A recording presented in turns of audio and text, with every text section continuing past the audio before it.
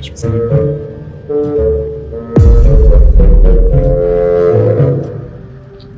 Sorry guys, मुझे नहीं पता था कि तुम लोगों में ऐसा कुछ रिचुअल होता है।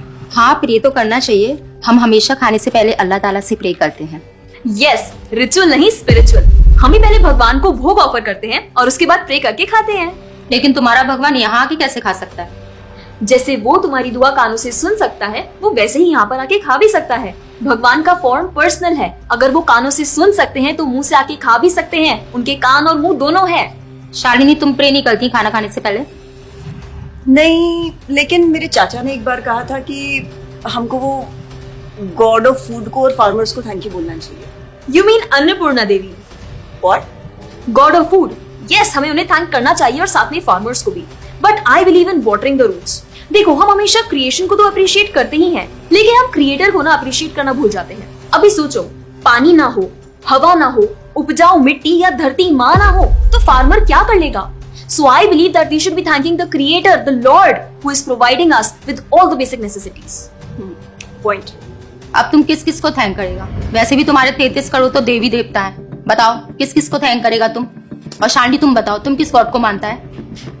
मैं ऐसे किसी गॉड को नहीं मानती, लेकिन I think Shiva is a big god. See, I am very sorry, but आपने अपने वो बड़े भगवान का स्टोरी तो सुना होगा ना, जहाँ वो अपनी मरी हुई वाइफ को शोल्डर पर लेकर पूरे इंडिया का चक्कर लगा रहा है। अब तुम मुझे बताओ, जो गॉड अपनी वाइफ के मरने पे ऐसे कॉमन मैन की तरह रोता है, वो गॉड हो सकता है क्या? अच्छा, may be, I don't know much about this story, but he is very famous and north में तो राम जी भी बहुत फेमस है ना। उनका स्टोरी तो तुमको पता होगा ना, सबको पता है। उनकी वाइफ को रावण ले गया था। हाँ, पता है। अब तुम मुझे बताओ, वो गॉड है? वो अपनी वाइफ को भी अकेला नहीं बचा के ला सकता। उसको अपनी वाइफ को बचाने के लिए भी वानर सेना की हेल्प चाहिए, और उस वानरों को भी तुम पूछता है। I am sorry. और गीता, तुम कृष्ण को मानती हो, और वो तो हर लड़की के साथ रासलीला करते रहते थे। ऐसा कैसा कैरेक्टर है गॉड का जिसे हर लड़की से प्यार हो जाता है? और वो खुद डर के अपना जन्मस्थान छोड़कर चले गए थे। गॉड को कभी डर लगता है क्या? और जिसे खुद डर लग रहा है, वो तुम लोगों की हेल्प कैसे करेगा? शिट यार, this is so complicated and confusing.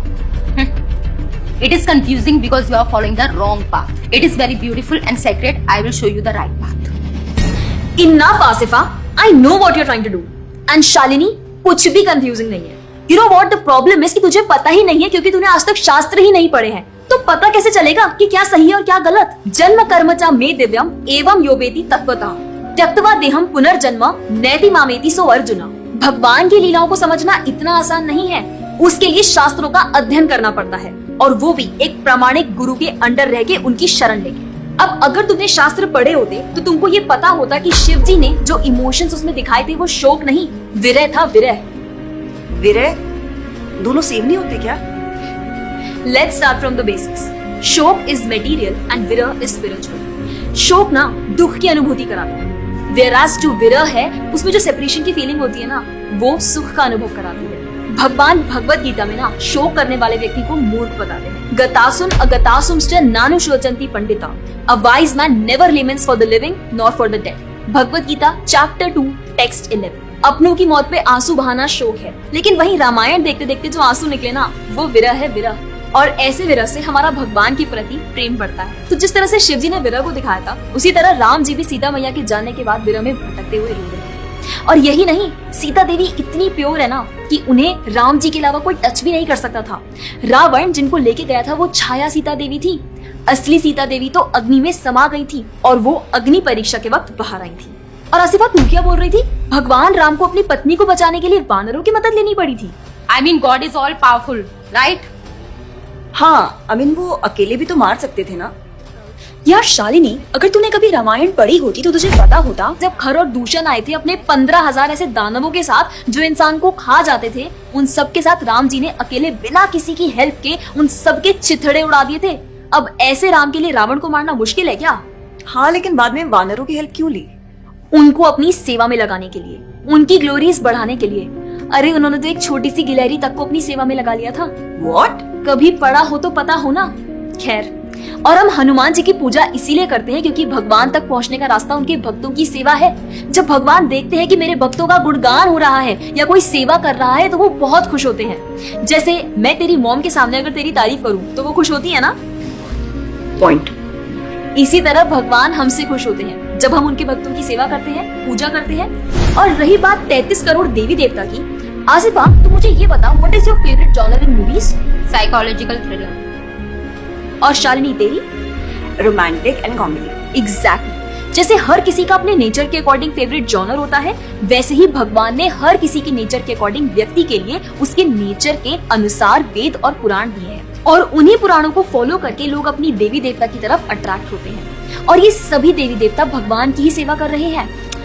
जैसे रोशनी के देवता सूर्यदेव, हवा के देवता वायुदेव, बारिश के देवता इंद्रदेव। जैसे एक सरकार चलाने के लिए इतनी सारी पोजीशंस होती हैं, वैसे ही इस पूरे ब्रह्मांड को चलाने के लिए अलग अलग देवी देवताओं की जरूरत पड़ती है। तो मतलब वो अपनी पोजीशन का मिसयूज करेंगे, किसी भी लड़की के साथ कुछ भी करेंगे, रास लीला करेंगे। Stop it Asifa, now you are crossing the line. तुझे पता ही क्या है कृष्ण के बारे में? जो लोग बोलते हैं कि कृष्ण करे तो रास लीला है, हम करे तो कैरेक्टर ढीला है, उनको बोलो पहले भागवतम पढ़ ले। ठीक रास लीला से पहले भगवान ने गोवर्धन उठाया था। उनको बोलो पहले जाके गोवर्धन पर्वत उठाए। पैदा होते ही पूतना को मारा था, बच्चे से एक मच्छर नहीं मारा जाता। When he was crawling, मुख में ब्रह्मांड दिखा दिया था। तू अपने मुंह में अपना ये हॉस्टल ही दिखा दे आसिफा। क्या तुम जानते हो द्वारका में भगवान श्री कृष्ण की 16,108 रानियां थी और सबके अलग अलग महल थे और हर एक महल में श्री कृष्ण सबके साथ होते थे एक ही समय पर। रोज सारी रानियां कृष्ण से खुश थी और उन सब की जरूरतें कृष्णा पूरी करते थे। क्या किसी नॉर्मल से इंसान के लिए ये सब संभव है? आज के टाइम पे तो एक ही नहीं संभलती, लेकिन उस टाइम सारी रानियां एक दूसरे के साथ खुश थी और उन्हें खुश कृष्ण रखते थे। क्यों? क्योंकि वो भगवान है। और रही बात ब्रज की गोपियों के साथ रास लीला करने की, तो इतना जान लो कि रास लीला के टाइम पर करोड़ों गोपियां थी और कृष्ण पूरे टाइम हर एक गोपी के साथ मौजूद थे और उनके साथ डांस कर रहे थे एक टाइम पे करोड़ों गोपियों के साथ। ये सब बहुत डीप लीलाएं हैं और ये सब तभी पता चलेगी जब साधुओं के संग में रह के शास्त्रों को पढ़ा जाएगा। हवा में तीर चलाने से या सुनी सुनाई बातों पर यकीन करने से कुछ नहीं होने वाला। और रही बात अपने भक्तों को बचाने की, तो भगवान ने तो अपने भक्त परीक्षित महाराज को गर्भ में बचाया। 5 साल के प्रहलाद महाराज के लिए नरसिंह अवतार लेकर आए और उनको बचाया। यहाँ तक कि वो अपने गुरुदेव सांदीपनि मुनि के बेटे को मरने के बाद वापस लाए और उनको जिंदा किया। आई एम रियली इम्प्रेस्ड यार। हिंदू होते हुए भी मुझे फैक्ट्स पता ही नहीं थे। मेरे पेरेंट्स ने मुझे कभी इन सब चीजों के बारे में बताया ही नहीं। हाँ, पेरेंट्स की तो गलती है, लेकिन हम भी तो वही कर रहे हैं जो उन्होंने किया। We are not learning about our culture, not reading Ramayan, Mahabharat और भगवत गीता। आजकल तो ये सब कुछ रीड करना बहुत इजी भी है यार। Everything is available on our phones, and the problem is that we don't want to learn। और इसीलिए हमें कोई कुछ भी बोलता है और हम उसे मान लेते हैं और अपने बिलीफ को चेंज करने के लिए रेडी हो जाते हैं। एक्चुअली में पता है, किसी का हार्ट ट्रांसफॉर्म करना है तो प्यार से करो, ज्ञान से करो, पैसे और तलवार से नहीं। और अब बारी आपकी है। अगर आप भी चाहते हैं कि कोई एड़ा गेड़ा नत्थु गेड़ा अगर आपको कुछ भी ना बोल जाए, आपका बेवकूफ ना बनाए, तो जाइए और अपने कल्चर के बारे में जानिए, ग्रंथ पढ़िए और अपने बच्चों को भी पढ़ाइए। जाकर इस वीडियो को जितना हो सके उतना शेयर करिए ताकि कोई और लड़का या लड़की इस केरला स्टोरी का शिकार ना बने। और हाँ, इस वीडियो को लाइक